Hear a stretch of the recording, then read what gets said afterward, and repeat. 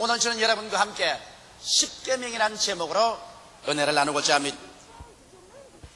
우리가 사는 이 세계는 자연의 법칙이 있습니다. 자연의 법칙을 하나님이 만들어 넣으시기 때문에 우리가 여기에서 잘 살려면 자연의 법칙에 순응하고 좋아해야 잘 살 수 있습니다. 하나님께서 아무리 자연 법칙을 세워 놓으시도 우리는 순종하지 않겠다고 내 마음대로 자연 법칙을 거역하면 무서운 형벌을 우리의 생활 속에 받게 됩니다. 예를 들어 말하면 하나님이 아무리 만유인력의 법칙을 정해놓고 모든 것은 밑으로 떨어지게 만들어 놓았다 하더라도 나는 상관하지 않는다. 벼랑에 한번 뛰어보겠다. 나는 안 떨어지겠다. 그러고 용감하게 벼랑에서 뛰어내린다고 할지라도 하나님의 법칙은 가차 없이 끌어내려서 다리가 부러지지 안 그러면 죽게 되는 것입니다. 여러분, 한 나라가 잘 돼가기 위해서는 국법이 있는 것입니다. 다양한 인간 생활에서 질서와 안녕을 부여하고 행복된 삶을 가져오기 위해서는 국민 전체가 지켜야 할 국가의 여러 가지 법이 있는 것입니다. 이 법을 어기게 될 때는 그게 응당한 형벌을 받는 것은 우리가 상식적으로 다 알고 있는 것입니다. 그런데 천지와 만물을 지으신 하나님, 모든 인류를 생성하신 하나님께서는 인류들에게 지켜야 될 하나님의 법을 주셨습니다. 이 법은 모세가 300만 이스라엘 백성을 종살이하는 애굽에서 인도에 내어 광야를 지나 가나안 땅에 들어갈 때 시내산에서 40주 40야 금식하면서 하나님께로부터 계시받은 십계명인 것입니다. 이 십계명은 모든 인류가 하나님 앞에서 지켜야 될 법인데 사람들이 이 계명을 받고 난 이후에 지켰느냐? 한 사람도 지키지 못했습니다. 성경은 말씀하기를 의로운 없나니 하나도 없다고 말했으며 모든 사람이 죄를 범하였으니 하나님의 영광에 이르지 못한다고 말한 것입니다. 죄의 값은 사망입니다. 죄를 지은 영혼은 죽으리라고 말한 것입니다.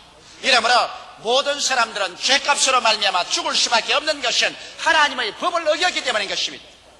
하나님의 법이 들어오기 전에는 죄가 무엇인지 몰랐는데 법이 들어오자 하나님의 법과 우리와 비교해보고 우리가 죄인인 것을 알게 되었습니다. 그래서 사람이 자기 행위로 말미암아 이롭다함을 얻어 천국에 들어갈 사람은 한 사람도 없습니다. 모두 다 죄를 짓고 멸망에 처하고 하나님의 심판의 대상이 되고 말하는 것입니다. 이래서 하나님이 인류를 구원하시기 위해서 그 아들 예수 그리스도를 보내신 것입니다. 죄 없이 동정녀 마리아의 몸에 태어나시고 33년 동안 율법의 1.1획도 어긴 적이 없으신 의로운 분으로서 여러분과 나의 대성물이 되셔서 십자가 재단에 올라가셔서 너의 죄, 나의 죄, 우리 과거, 현재, 미래 모든 죄를 예수님께서 혼자서 다 청산해버려 주신 것입니다. 이러므로 예수 그리스도의 그 십자가 보혈 공로로 말미암아 우리 한 사람 한 사람이 죄를 지었음에도 불구하고 못났음에도 불구하고 버림을 받아야 마땅함에도 불구하고 죄를 지은 그대로 못난 그대로 빈손든 그대로지만은 우리 주 예수 앞에 나와서 예수를 믿기만 하면 그 믿음을 통하여 하나님께서 우리를 용서하시고 의롭다고 만들어 주신 것입니다. 율법을 지켜서 행위로 의롭게 된 것이 아니라 행위는 죄를 지었지만은 예수를 믿음으로 말미암아 예수님께서 우리 죄를 과거, 현재, 미래까지 다 칭찬해 주셨으므로 예수 공로 의지하고 의롭다함을 얻게 되는 것입니다. 이래서 우리가 예수 안에서 믿음으로 말미암아 의롭다함을 입고 난 다음에 하나님이 성령을 주셔서 이제는 정말 하나님 계명을 지키면서 살도록 명령하신 것입니다. 그렇기 때문에 오늘날에 와서 우리가 하나님 계명을 지키지 아니하면 우리에게는 아무 소용이 없게 되고 마는 것입니다. 우리가 예수를 믿고 구원을 받으셨으면 반드시 우리는 계명을 지켜야만 하는 것입니다. 계명을 지키지 않고 우리는 절대로 구원받은 신앙생활을 할 수가 없습니다. 이렇기 때문에 여러분, 우리들은 어찌하든지 주님 앞에 서서 우리가 믿은 대로 계명을 지키고 하나님의 뜻을 따라 살 때 주님의 형상과 모양을 담게 되고 하나님과 깊은 사랑 가운데 들어가게 되고 하나님과 교제 생활로 들어가게 되는 것입니다. 이러므로 이제 우리가 계명을 지켜야 구원을 받는 것이 아니라 구원을 받았기 때문에 우리는 계명을 지켜야만 하는 것입니다. 그래야 하나님과의 깊은 사랑과 교제 관계에 들어가게 되고 우리가 부르실 때 하나님이 응답하시고 우리를 돌보아 줄 수 있는 것입니다. 이제 오늘날 이 율법이라는 것은 여러분과 나를 때려잡기 위해서 보낸 법이 아닙니다. 율법은 여러분과 나를 돌봐주기 위한 선생으로 오셨고, 여러분과 나를 언제나 정결한 생활을 할 수 있도록 가르쳐주는 거울로서 여러분과 나에게 주신 것입니다. 이러므로 우리의 삶에 있어서 이제는 예수를 믿고 구원을 받았기 때문에 우리는 우리의 선생되는 율법에 귀를 기울여야 되고, 우리의 거울인 율법을 늘 들여다보고 우리가 정말 하나님의 뜻대로 살고 있는가, 그리스도의 형상을 닮아가고 있는가를 살펴보아야 할 것입니다. 그러면 오늘 이 시간에 여러분과 함께 이 10계명을 살펴보시기 바랍니다. 첫째 계명은 내 앞에 다른 신을 두지 말라고 성경은 말하고 있는 것입니다. 여러분, 천지와 만물을 지으신 신은 여호와 하나님 한 분밖에 계시지 않습니다. 우리가 아버지가 둘이 있을 수 없는 것처럼 여러분과 나를 지으신 하나님도 한 분밖에는 계시지 않습니다. 그런데 루시퍼 사탄이 타락한 천사와 귀신과 더불어서 하나님을 반역하고 나와서 자기가 스스로 신이라고 하고 사람들을 부패하게 하고 미혹해 하셔 하나님 대신에 사탄을 따르게 만들고 있습니다. 아담과 하와도 이 사탄의 말에 귀를 기울였다가 미혹되어 부패해서 타락하고 말한 것입니다. 오늘날에도 그러므로 이 세상에 많은 신이 있고 많은 주가 있지만 모두 다 사탄의 유혹에 끌려가서 만든 부패한 것입니다. 하나님은 한 분밖에 계시지 않습니다. 어떠한 교수가 하는 말이 반드시 예수를 믿어야 구원받는 것이 아니다, 다른 종교에도 구원이 있다, 이런 말을 한 사람이 있는데 그거 정말 정신없는 소리를 한 것입니다.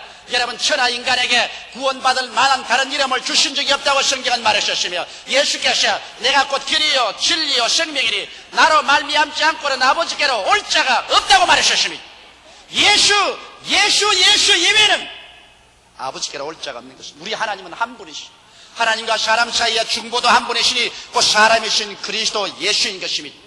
다른 종교는 종교로서 좋지만은, 그러나 우리 아버지가 내지 않은 종교를 믿고서 구원을 받을 수는 없는 것입니다. 사람들은 인간을 신격화해서 하나님 자리에 사람을 앉혀놓고 장차는 적그리스도가 나타나서 자기를 신이라고 하겠지만, 그러나 이것은 모두 다 하나님을 대적하는 것이요 결국에는 멸망당하고 말 것인 것입니다. 이렇기 때문에 우리의 신앙생활에 하나님 아버지 이외에 다른 신을 절대로 두어서는 안 될 것입니다. 둘째로, 성경에는 너를 위하여 우상을 만들지 말라고 말하고 있는 것입니다. 새긴 우상이나 하늘이나 땅이나 물 안에 있는 어떠한 형상도 만들지 말고 또 거기에 절하고 섬기지 말라고 하셨습니다. 여러분, 오늘날 조각가들이나 예술가들이 아름답게 조각을 하고 아름다운 예술작품을 만듭니다. 그럼 그것도 우상인가요? 하늘에 있는 형상, 땅에 있는 형상, 물 안에 있는 형상을 다 제껴버리라면, 그러면 예술가나 조각가는 필요 없지 않겠느냐, 이런 말을 하는 사람이 있습니다. 예술의 기능도 하나님이 주셨고 조각의 기능도 하나님이 주신 것입니다. 여기 말하는 것은 하늘의 형상이나 땅의 형상이나 물 안에 있는 형상을 우상으로 만들어서, 신으로 만들어서 그것에 절하고 섬기지 말라는 것입니다. 여러분, 여기에 있는 나무 탁자라도 내가 만일 이것을 신으로 만들어 가지고서 여기에 엎드려 절하면 이것은 나에게 우상이 되는 것입니다. 산에 가서 희한한 나무나 돌 보고서라도 내가 그곳에 신으로 삼고 복달라고 엎드려서 절하고 섬기고 빌면 우상이 되는 것입니다. 이 세상에 무엇이든지 피조물을 나의 신으로 상대하고 그 앞에 엎드려 절하고 그를 섬기면 우상이 되는 것입니다. 이렇기 때문에 절대로 어떠한 피조물의 대상을 나의 신으로 삼고 그곳에 절하거나 그것을 섬기기 위해서 하늘의 형상, 땅의 형상, 물 아래에 있는 형상이나 새긴 우상을 만들어서는 안 됩니다. 우상은 절대로 하나님 앞에 용납될 수 없는 것입니다. 우리는 오직 하나님 그분에게만 경배하고 섬길 따름이지 우상은 결코 용납될 수 없는 것입니다. 하나님 이외에 어느 곳이나 우리는 섬기고 절할 수 없는 것입니다. 우리를 구원할 신은 오직 여호와 삼위일체 하나님밖에 없는 것입니다. 셋째로, 너희 하나님 여호와의 이름을 망령되이 일컫지 말라고 하는 것입니다. 여러분, 오늘날 우리 국가에는 국가의 원수가 계십니다. 국가 원수의 이름도 우리가 망령되이 부르면 원수 모독죄에 걸립니다. 우리 가정에도 우리 부모의 이름을 여러분 망령되이 불러서 부모를 모욕되게 하는 일을 우리 하지 않지 않습니까? 하물며 만왕의 왕이요 만주의 주가 되는 하나님의 이름을 망령되이 우리가 불러서 되겠습니까? 일정 시대에 자라나지 않은 사람은 내가 이 말을 하는 것이 뭔지 모르겠습니다만 우리는 일정 시대에 공부를 하고 자랐기 때문에 일정 시대는 일본 사람이 소위 말하는 천낭표야 덴노 헤이카라고 말하는 이 말만 하면 자다가도 일어나야 되고 앉았다가도 써야 되고 기절초풍을 합니다. 놀고 있다가도 덴노 헤이카 그러면 이렇게 해야 됩니다. 안 그랬다가는 경찰서에 잡혀가서 주리를 틀리고 혼이 납니다. 불경죄라고. 이러므로 뭐 지가 뭘 하든지 이야기를 하든지 밥을 먹다가도 덴노 헤이카 그러면 처참할 정도로 만일 천황폐하의 이름에 조금이라도 불경한 태도를 취하면 벌을 받았습니다. 인간을 우상화해서도 그렇게 하는데 하물며 천지와 만물을 지으신 하나님의 거룩한 성물을 가볍게 말하고 희롱하는 말로 말하고 욕설할 때 하나님의 이름을 써서 말하는 것은 절대로 용납될 수 없습니다. 다행히 한국말에는 하나님의 이름을 들어서 욕하는 것이 없지만은 구라파나 영어에는 하나님의 이름을 들어서 욕하는 말이 있습니다. 내가 알지만은 그 말 입에 지금 들어서 말 못해요. 그러면 내가 불경죄를 지게 되기 때문에 그런 것은 절대로 있을 수 없습니다. 우리 한국 사람도 가벼운 말로 아이고 하나님 맙소사 이런 말을 하는데 그것은 하나님의 이름을 망령되이 부른 말입니다. 그런 말조차도 하지 말아야 되는 것입니다. 우리는 하나님의 이름을 부를 때 마음의 경건함을 가지고 두려움을 가지고 공경하는 마음으로 감사하게 진실하게 여호와의 이름을 불러야 할 것인 것입니다. 넷째로 성경에는 안식일을 기억하여 거룩히 지키라고 말한 것입니다. 유대인의 안식일은 토요일 날입니다. 그러나 오늘날 교회에서는 안식일을 주일날로 지킵니다. 왜 그러냐? 예수께서 우리 예수 믿는 사람들의 신약시대 사람의 안식일은 주일날로 주께서 옮기신 것입니다. 구약 성경을 예수님께서 십자가에서 다 이루어서서 율법을 완성시키시고 철폐하시고 주께서 새로운 계약인 신약을 맺으실 때 주님은 죽은 지 사흘 만에 안식 후 첫날 주일날 부활하셨습니다. 그러므로 우리가 예수님을 섬기는 날은 예수님의 부활의 날을 섬기는 것이요. 여러분 교회가 탄생한 날이 오순절 날인데 오순절이라는 것은 안식 후 첫날 주일날이 오순절 날입니다. 그래서 120문도가 함께 모여서 기도할 때 갑자기 하늘로서 강한 바람 같은 소리가 나며 불의 시같이 갈라지는 것이 각 사람 머리에 임하였더니 그들이 다 성령의 충만함을 받고 성령이 말하게 하심을 쫓아 다른 방언으로 말하기 시작했는데 이 날이 바로 안식 후 첫날인 주일날입니다. 그러므로 우리는 교회가 탄생하고 성령이 강림한 날을 안식일로 지키는 것입니다. 또 나아가서 초대교회는 그들이 예배 드릴 때 주일날 부활을 기념하는 날 성령 강림하는 주일날을 안식일로 지켰습니다. 성경 고린도전서 16장 1절로 2절에 보면 성도들을 위하여 연보에 대하여는 내가 갈라디아 교회들에게 명한 것 같이 너희도 그렇게 하라. 매주일 첫날에 너희 각 사람이 일을 얻은 대로 저축하여 두어서 내가 갈 때 연보를 하지 않게 하라고 말한 것입니다. 이러므로 매주일 첫날인 주일날에 모여서 예배보고 연보를 모아놓으라고 말한 것입니다.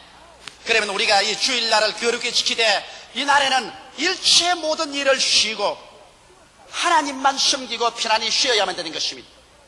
여러분 안식일날 자기 스스로의 오락을 취하면 이것은 하나님보다 쾌락을 더 사랑하는 것이 되고 마는 것입니다. 안식일 날에는 오락을 취해도 안 됩니다.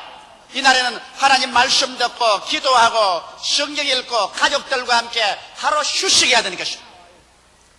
왜 하나님이 엿새 동안 일하고 일회째 휴식하라고 하느냐? 인간은 그렇게 해야 정신적인 건강과 육체적인 건강을 유지할 수 있습니다. 오늘 과학자들이 말하기를 사람이 하루 종일 일하고 난 다음 밤에 아무리 자도 충분한 산소가 흡입되지 않아서 몸에 탄산가스와 찌꺼기가 자꾸 쌓인대요.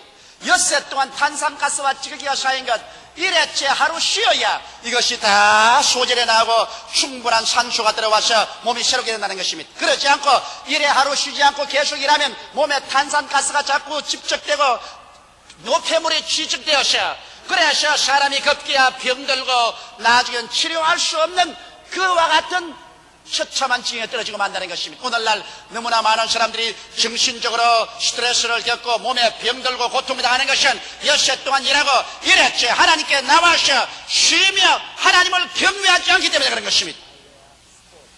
그러면 요사이 안식일에 쉬라고 했다고 일선 장병들 총도 다 나와버리고 발전소에서는 전기 생산도 다 그쳐버리고 자동차 기사는 버스도 운전하지 말아야 되고 그러면 어떻게 합니까?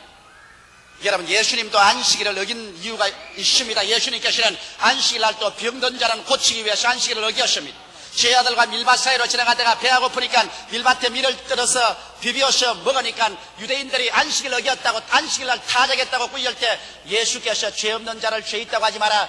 내가 곧 안식의 주인이요 안식은 사람을 위해서 있다고 말한 것입니다. 그러므로 여러분, 안식일날 내가 안 해도 될 일을 하면 죄를 짓습니다. 내 사리 사욕을 위해서 하면 죄를 짓습니다. 그러나 대중의 생명과 안녕 복지를 위한 것은 안식일을 어기더라도 하나님께서 용납해 주시는 것입니다. 이러므로 전기 생산한 사람은 전기 생산해야 돼요. 버스 운전하는 기사가 운전을 안 하면 오늘 여러분 어떻게 오겠습니까? 일선 장병들이 안식일이니까 오늘 다 놀자 하고 총 놔버리면 공산당들이 그냥 그대로 걸어서 들어오고 말 것입니다. 안식일에도 대중의 안녕 복지 질서를 위해서 대중의 생명의 축복을 위해서 하는 일은 계속해야 될 것입니다. 그 다음 다섯째로 내 부모를 공경하라고 말하겠습니다.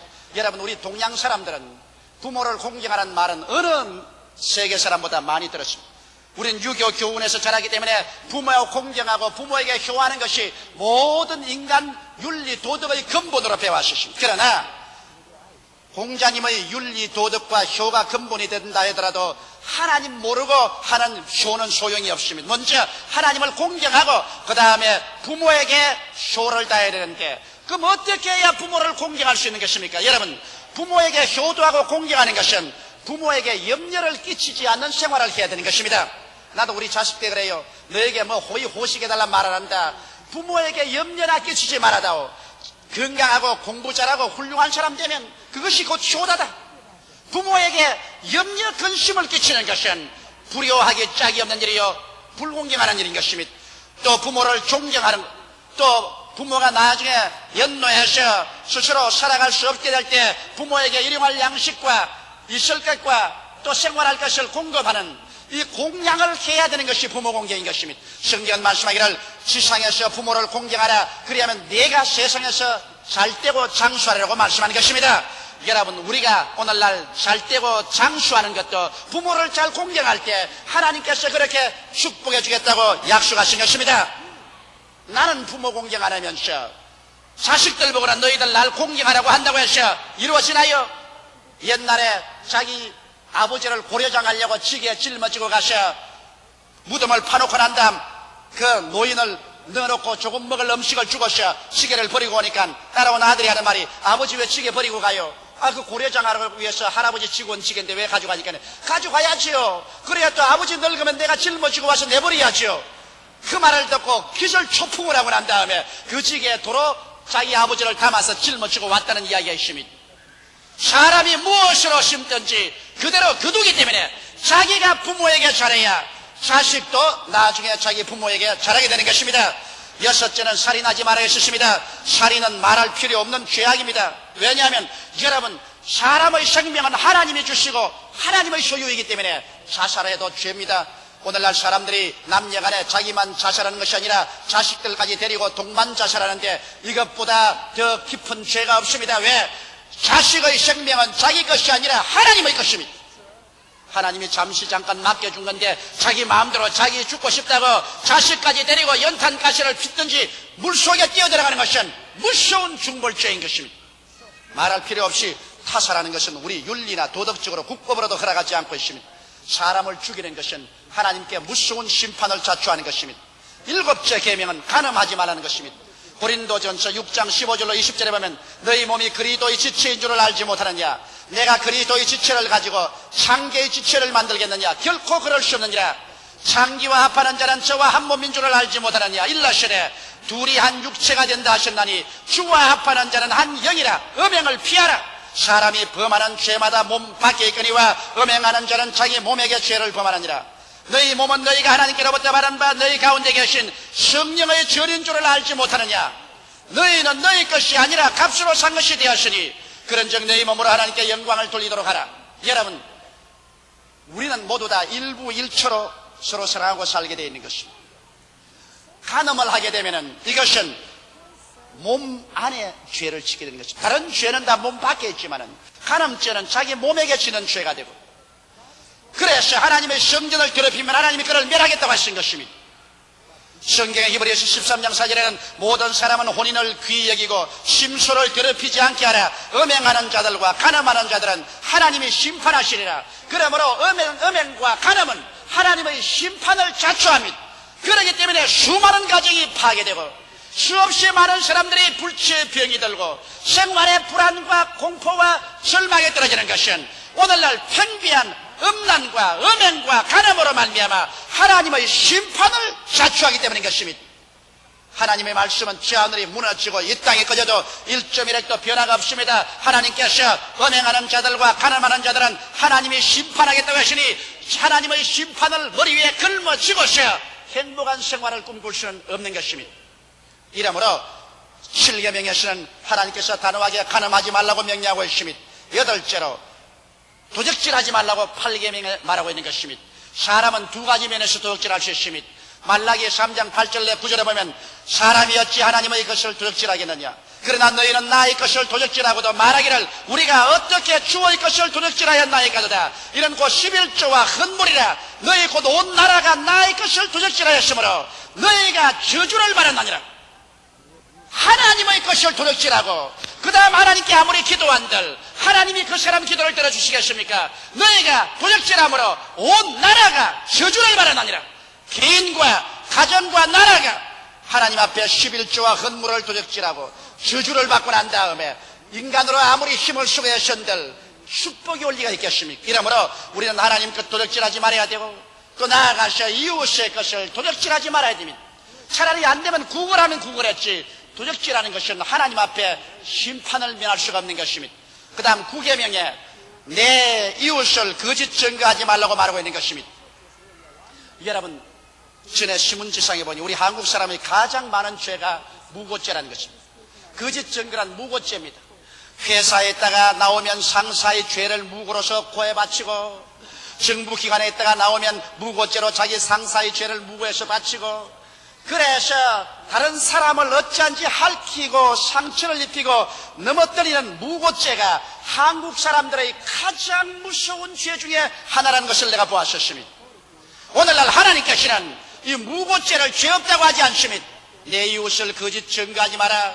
있는 말 없는 말 다 끌어내어 가지고서 거짓으로 거스려 남을 욕하고 남을 망치게 하려고 무고하는 사람은 반드시 자기가 나중에 그 무고에 해당하는 벌을 받게 되는 것입니다. 왜? 우리 한국 속담에도 되어주고 말로만 한다는 말이 있고, 하나님께서는 남을 심판하면 그 심판하는 것으로 자기도 심판을 받는다고 말하고 있는 것입니다. 이러므로 내 이웃을 거짓 증거하는 죄를 우리는 회개하고 그 죄에서 노연함 받아야 되는 것입니다. 10계명은 10번 탐내지 말라고 했습니다. 이웃의 아내를 탐내지 말고, 그 남중이나 여종을 탐내지 말고, 소나 나귀를 탐하지 말고, 이웃의 소유를 탐내지 말라는 것입니다.